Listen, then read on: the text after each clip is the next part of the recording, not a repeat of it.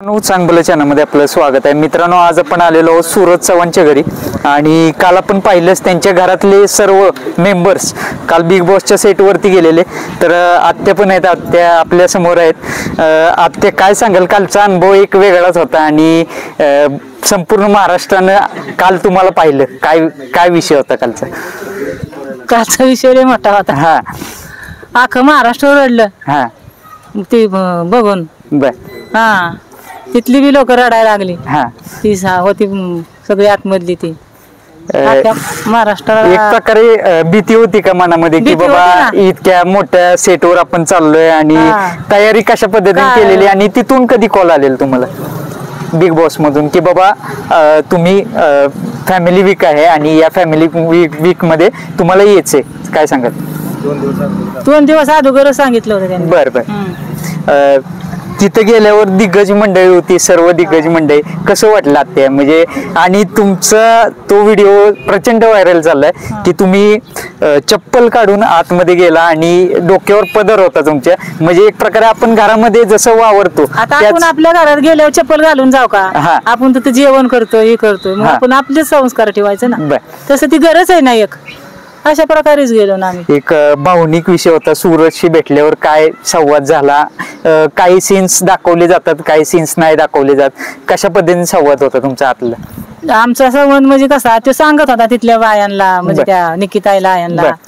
की माझं आज असं होता, माझं वडील असं होतं, हा. तसं होतं, असं बोलत होतो आम्ही. पण ती सीन काय त्यांनी नाही लावला बर. असं. अच्छा. आणि माझं लग्न करायचंय, असं हा. करायचंय. त्या लगीन आता सूरज म्हटलं की रितेश दादा म्हणालेत की आता बाहेर गेल्यावर मुलींची रांगच लागेल, असं सूरज त्या एपिसोड मध्ये म्हणालाय. आणि त्यावर पॅडी दादा म्हणाली की काय आता फेमस झाला सूरज. काय काय विषय होता तो, म्हणजे कसं काय? ती विषय असा होता की म्हणली आता रांग लागन तुमच्या ह्याच्यात, लग्न करायचंय सूरजचं म्हणलं. मग हसायला लागला. हा, हा, म्हणलं आता बाहेर गेल्यावर मी लग्नच करणार आहे पहिलं. हा.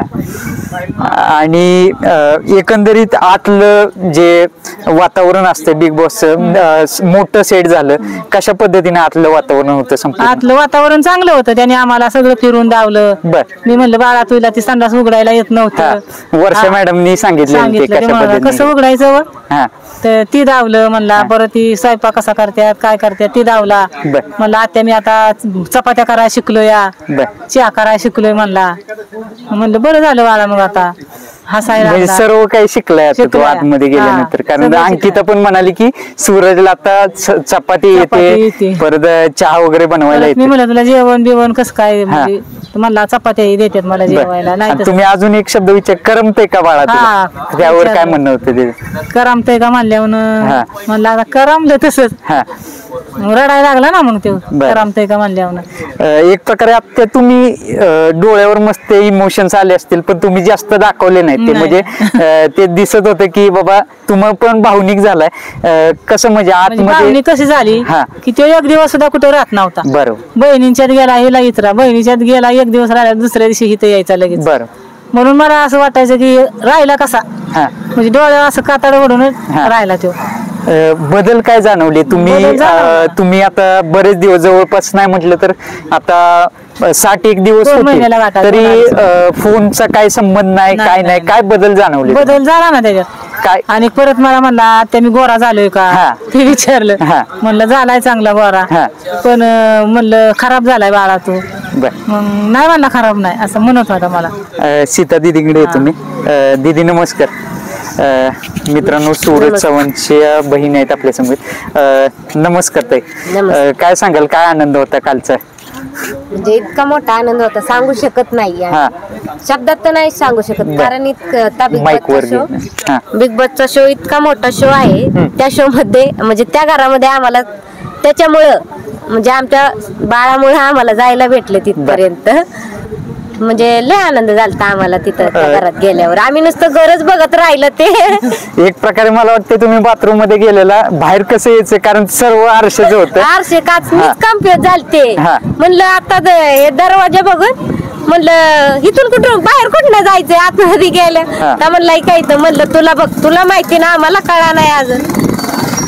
एकंदरीत दीदी पण निकीची मोठी फॅन आहे आणि तुम्ही सांगितलं की बाबा एकदा भेटायचे भेटल्या गेल्या गेल्या भेटल्या त्यांनी आमच्यासाठी खास चहा बनवला त्या म्हणजे बाळा आम्हाला म्हणलं की घरातलं काम सुद्धा करत नाही आणि ती तुमच्यासाठी चहा बनवायला चालली बघा मग तिने आम्हाला चहा बनवून दिला अभिजित दादा आणि निकोताई चर्चा काय झाली दिग्गज मंडळ होते पॅडी दादा होते परत पॅडी दादाने आपल्याला माहितीच किती सांभाळून घेतलंय सूरजला म्हणजे अक्षरशः बाप लेकराचं जे नातं असते त्या पद्धतीनेच त्यांनी जपलंय आणि बाकीच्या मेंबरशी कसं बोलणं झालं वगैरे काय त्यांच्या पॅडी दादांच्या गेल्या गेल्या पाया पडलं म्हणलं तुम्ही त्याला वडिलांसारखे म्हणजे वडिलांसारखं माया दिली घरात की एवढं भारी सांभाळलं तुम्ही खूप सपोर्ट केले म्हणलं त्याला म्हणजे सगळ्यांनीच सपोर्ट केलं पण तुम्ही वडिलांसारखं सांभाळून घेतलं म्हणलं बरोबर म्हणजे काही चुकी असली तर पॅडी दादा सांगतात सगळे सांगतात चुकलं काय झालं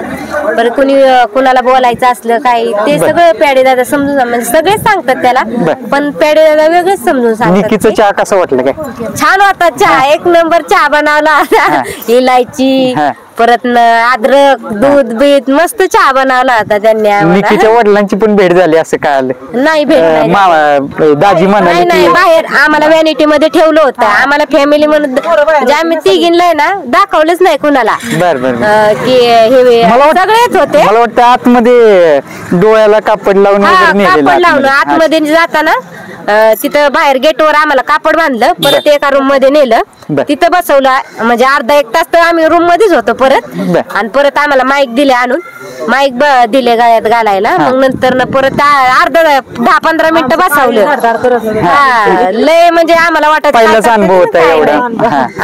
परत मग 10-15 मिनिटांनी आले डोळ्याला पट्टी बांधली आणि घेऊन गेले म्हणले तुम्ही काय बोलू नका दरवाजा पैसे गेल्यावर त्याला सांगितलं तुम्ही भेटाय नाही आलाय त्याला सरप्राईज द्यायचंय दीदी हा मुद्दाम प्रश्न विचारतो तुम्हाला आपण पाहत होतो की आपण वावरत असतो इतर वेळेस वगैरे पण टीव्हीवर कसं ते तिथं काय होतं ते टीव्हीवर दिसतं आपल्याला तिथं भीती वाटत होती का की बाबा काय बोलावं काय बोललं की सगळ्या प्रेक्षकांना दिसणार अशी भीती वाटत होती भीती काहीच नव्हती वाटत कारण आहे ना म्हणजे आम्हाला आनंदच तेवढा झालता आनंद इतका झालता आम्हाला आतमध्ये गेल्यावर त्याला भेटल्यावर रडायला पण आले इतक्या दिवसांनी भेटतोय हे करतोय ना आनंद पण झाला की एवढ्या मोठ्या शो मध्ये आम्हाला यायला भेटलं त्याच्यामुळे मुंबई पाहायला भेटली पहिल्यांदाच सूरजमुळं म्हणजे खूप आनंद झालता आम्हाला त्याच्यामुळं त्या निकोताईशी भेटलो त्या पण मोठ्या ऍक्टर आहेत पॅडी दादा वर्षाताई सगळेच ऍक्टर ते अभिजित दादा गायक परत ते अंकिता ताई परत ते जान्हवी ताई सगळीच भेटले म्हणजे आम्हाला खूप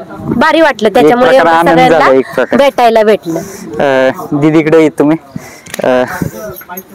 दीदी नमस्कार दीदीकडे ताईकडे येतो नंतरच काय आनंद काय होता कालचा लय आनंद झाला आणि आम्ही जेव्हा व्हिडिओ बघितला ना कलर्स मराठीचा इंस्टावर व्हिडिओ आला तुम्ही आजीला दाखवलं बघा आजी तू टीव्हीवर आली मामा म्हणजे आम्ही कालपासून म्हणजे परवा दिवशीपासून खूप पुस्तक होतं की आता दाखवताल मगच दाखवताल अंकिताचं जे फॅमिलीचं दाखवलं होतं मला वाटतं शेवट सस्पेन्स ठेवला बिग बॉस हा सगळ्यात शेवट आम्हाला वाटलं होतं की अंकिता दाखवलं म्हणजे मामाचं पण दाखवते पण नाही दाखवलं दुसऱ्या दिवशी 8 वाजल्यापासून आम्ही टीव्ही पाशी बसलो होतो की दाखवतेला असता आम्ही जेव्हा व्हिडिओ बघितला तेव्हा मी रडली मम्मी रडली आजी पण रडली की म्हणजे ती व्हिडिओ बघूनच असं मनानेच रडायला आलं परत मामाला असं रडताना कधी बघितलं नव्हतं आम्ही मामा पहिल्यांदा काल रडला भारी वाटलं खूप भारी वाटलं आणि इमोशनल एपिसोड होता खूप इमोशनल होता आजी लय 2 महिन्यात मामाला भेटली मामा कसली असं सोडून राहत नाही आम्हाला कधीच पण आम्हाला असं झालंय की ती कधी मामाला बघते म्हणून असं झालंय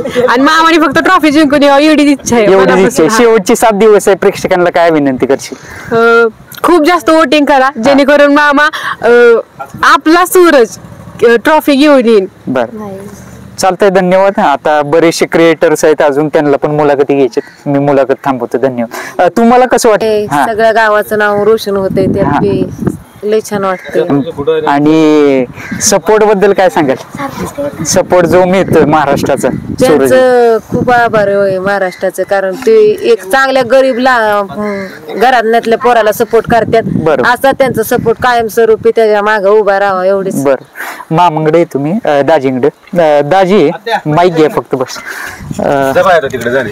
दाजी सूरजला बरेचशा वाईट कमेंट येत होते माईक जरा वर तर कशा पद्धतीने त्यावेळेस सूरजला वाचायला येत नव्हतं त्याचा कुठेतरी फायदा झाला का? कारण त्याला कळलं नाही की निगेटिव्ह बोलणारी माणसं खाली खेचणारी भरपूर असतात. नाही खाली कमेंट यायचे, पण आम्ही त्याला ती वाचून दाखवतच नाही का की लोक घाण कमेंट टाकायचे. बरोबर.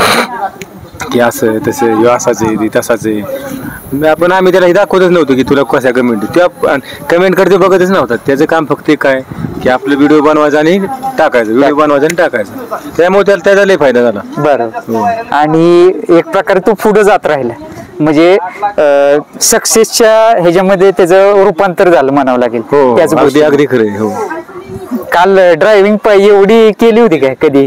मी चालवतो गाडी, मला आहे सवय. मी आता पण ही कंटिन्यू झालो 8 तास, म्हणजे थांबलोच नाही. फक्त घाटाच्या खाली गेलो, खोपोलीच्या घाटाखाली गेलो की 15 मिनिटं थांबलो, चहा पिलो की परत running.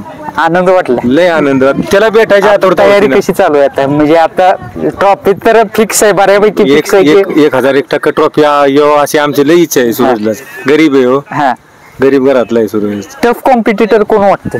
Tough competitor Abhijit Sawant. म्हणजे खरंच एक तर वाटतं की बाबा टफ आहे. पण वोटिंगचं जर हे केलं सूरजला सपोर्ट. आणि माझी तर इच्छा आहे त्यांनी वोटिंग रेटवरच सूरज हे करावं, ट्रॉफीचं गणित ठेवावं. मग कळलं की सूरज काय सपोर्ट आहे त्यावरच. चालतंय, धन्यवाद.